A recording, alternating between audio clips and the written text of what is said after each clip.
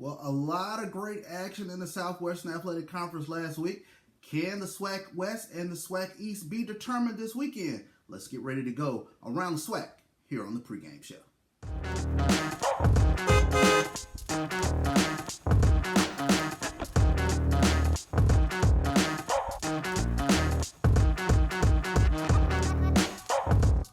Let's start things off this week in Grambling, Louisiana, as the Bethune-Cookman Wildcats 1-8, 1-5 in conference play, get ready to take on the Grambling State Tigers, who are 3-6 overall, 2-4 in conference play. When we take a look at Bethune-Cookman, they pulled off the shocker of the SWAC season thus far, as they were able to knock off the Alcorn Braves 35-31 last week. Huge game for quarterback Shannon Patrick, 210 yards through the air, 2 touchdowns.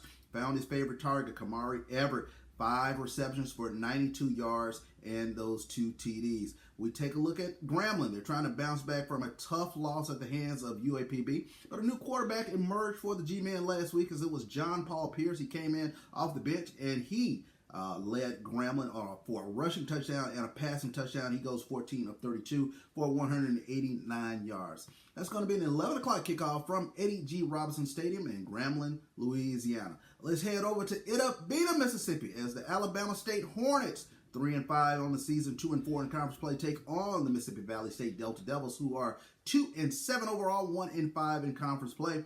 I tell you what, Bama State, they gave Prairie View all they could handle last week, as they had a 20-10 halftime lead before a fourth-quarter barrage from the Panthers, who scored 14 points in the fourth quarter. But Alabama State, they were led on the defensive side of the ball by Ershad Davis, one of the top defenders in the SWAC. He led the effort for the Hornets with 11 tackles. We take a look at the Mississippi Valley State Delta Devils. It was a humbling defeat last week to Alabama A&M, 42-14. But one of the bright spots for the Devils, Caleb Johnson. He had 84 yards on 20 carries. Ja'Cory Rankin, he also had 8 catches for 82 yards. That'll be a 1 o'clock kickoff from Rice-Totten Stadium in Itta-Bena, Mississippi, and that game can be seen on the Mississippi Valley State YouTube Sports Network link. Let's take it over to Pine Bluff, Arkansas, as the FAMU Rattlers, 7-2 on the season, 5-1 in conference play, take on UAPB, who is 2-7 overall, 1-5 in conference play.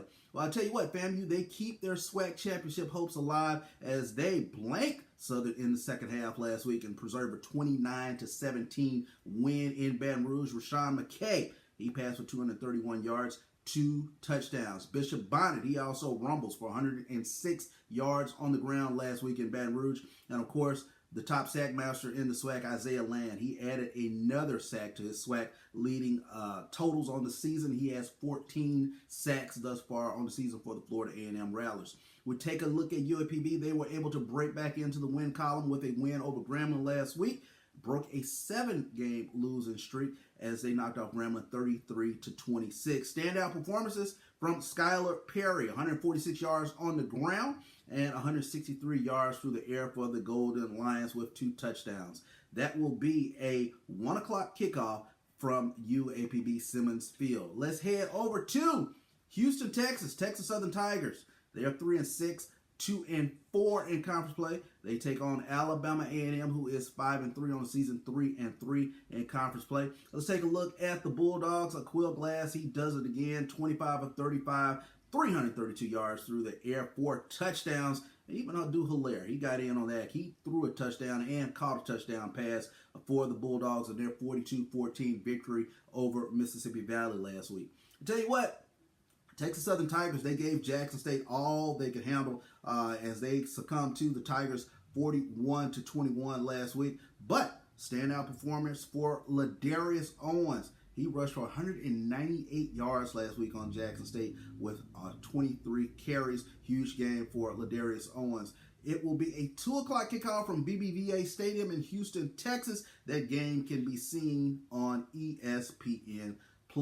Let's take it over to Lorman, Mississippi, as the Prairie View A&M Panthers, 7-1 on the season, 5-0 in conference play, take on Alcorn, 5-4 thus far on the season, 4-2 in conference play.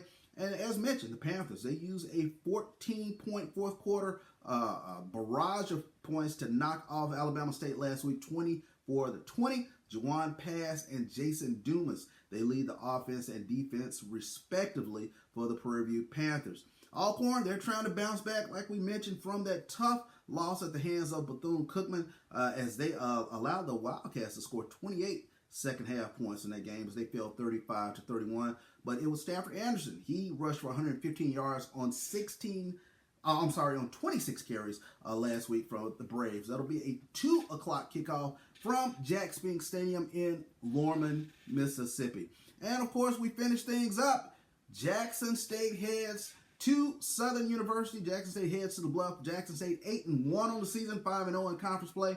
Southern 4-5 overall, 3-3 in conference play. And what can you say about this Jackson State offense? Tremendous balance last week as we take a look at it. Shedeur Sanders, 25 of 41, 305 yards, 3 touchdowns. Peyton Pickett for the Jackson State Tigers, 108 yards on 15 carries last week. Jackson State was able to get that ground game up and running.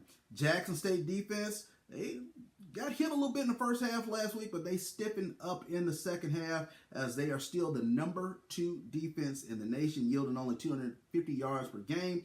Jackson State's defense has only given up 13 touchdowns on the season through 9 games. Southern, they're attempting to bounce back from a home 29-17 loss to Florida A&M. Glendon McDaniel, he goes 20 of 39 last week, 483 yards and 1 touchdown in the loss. Southern, still a very dangerous team as they are the number 1 rushing attack in the SWAC. They're averaging over 200 yards per game on the ground in the Southwestern Athletic Conference. 6 o'clock kickoff from A.W. Mumford Stadium on the campus of Southern University. That game can be seen on ESPN3. And as always, we tell you every week, either support your favorite team either in the stands or watching them on TV. But until next week, it's Charles Bishop with the pregame show, and that was Around the SWAC, Week 11.